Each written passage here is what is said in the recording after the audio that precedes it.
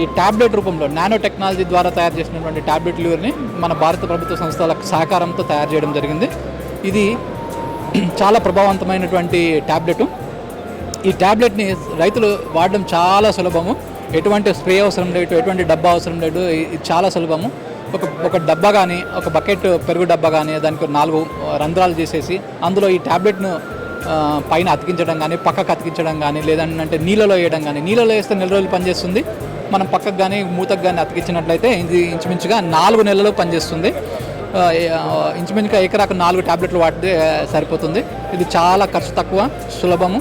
కాకపోతే ముందుగా అంటే చెట్టుకు మనం ఒకసారి డ్యామేజ్ కాకముందు నుంచి మనం పెట్టుకున్నట్లయితే వాటిని ఉధృతిని తెలుసుకోవడం కాకుండా వాటిని మాస్ ట్రాపింగ్ అంటాము. మాస్ ట్రాపింగ్ ద్వారా వాటిని మన చెట్టుకు నష్టం చేయకుండా వాటిని ఆకర్షించి చంపే పరిజ్ఞానాన్ని మనము పుల్ టెక్నాలజీ అంటాము. ఎక్కడ ఇన్సెక్ట్ ఉన్నా కానీ అక్కడ పుల్ చేసేసి దాన్ని ట్రాప్ చేయడం జరుగుతుంది.